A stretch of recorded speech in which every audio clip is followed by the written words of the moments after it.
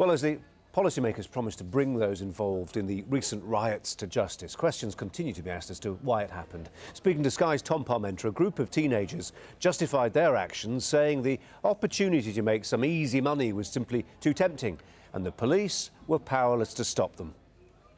They just made it seem like they were just there. They were just standing there, like they were just letting it happen. Police was watching us do it, basically. Yeah. Like they wasn't doing nothing to help it.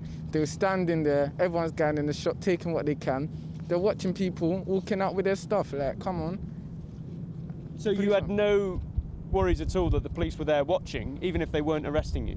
No. That they might have been there just taking it in, trying to work out who you were? Me personally, I think the police were just moving lazy. They didn't know what they were doing. Like, obviously, look, the Argos could be here, yeah? The police are right here. And like, I ran into the store. They ain't done nothing. We was just getting what we can get. Simple as. We was just going in the shop, whatever we wanted. Minding our own, basically. Minding our own. We didn't care about the police. We didn't care about no one else. Like, we just got what we got, calm, just walked out the shop. No one cares about the police, because we literally, like they'll pick up a brick and dash it at him, innit? Like, obviously, did you not see in Bromley, yeah?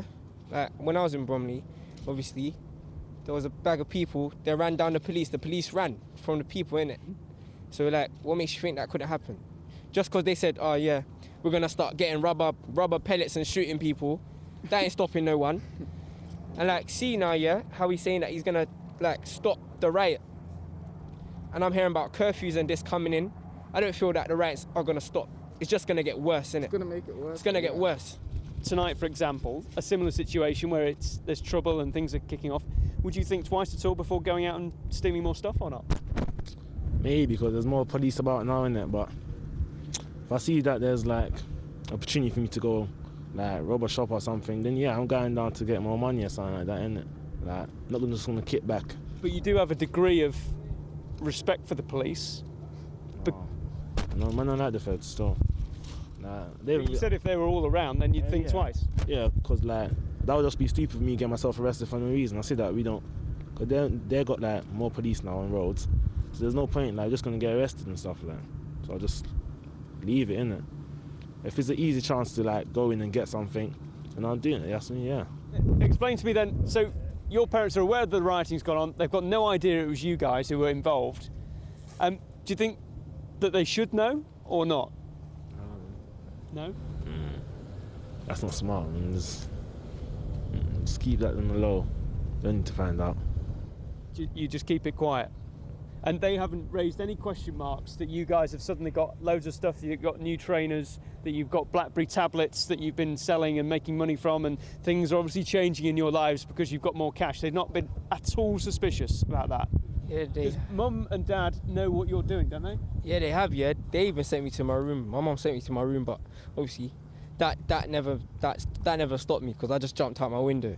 So she wanted to keep you at home because she knew what was going on. You jumped out of your window to go and get involved. Yeah, and obviously obviously when you come back with goods, of course they're gonna question you. But I didn't bring my goods into the house. I left it somewhere. Yeah, somewhere. That's what you've all done so that your parents don't get suspicious. Yep.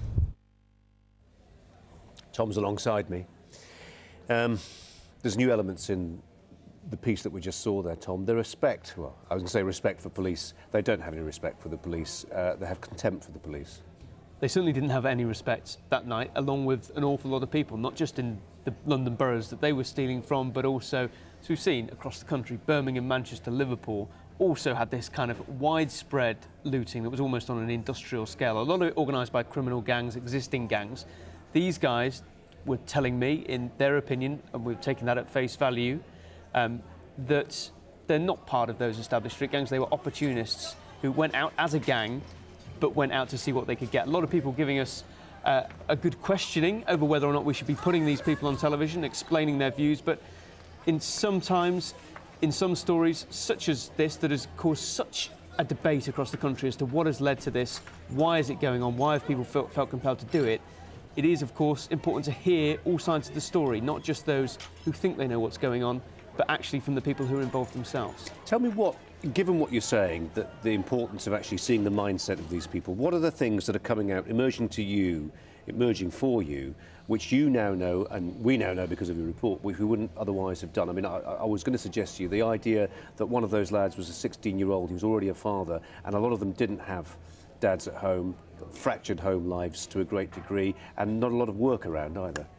Or at least not work they were prepared to do. An idea of being cut off from society, cut off from being able to attain and get jobs and employment. Now, I fully understand there'll be people at home right now hearing that, thinking, well, I don't go out and loot, it's tough for me. It's the fact my wages have been frozen, the fact that I haven't got a job, that my breadwinner in the house, for whatever reason, has lost their job, they've had to downgrade their job and take part-time work. We play by the rules, we pay our taxes. Everyone is suffering, but these people think, because of the situation they find themselves in, their personal world, that legitimised some way what they did. That is their case, of course, utterly wrong in the eyes of the law, utterly wrong in the views of almost everyone in the country, apart from those people who went out and did it. But there are people within society who would have sympathies with what they went out and did because of the situation they find themselves in. There was no contrition there, and nor was there anything to suggest that when the money runs out, they'll not do it again.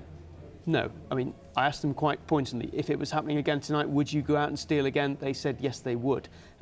It is a big worrying problem, but at least now we have heard from them themselves. And we'll hear some more from them as well, Tom, because we're running a half-hour special programme. Looters, it's based on Tom Parmenter's report. You can see that here, 7:30 this evening. Staying with the riots, Emma Heard has been to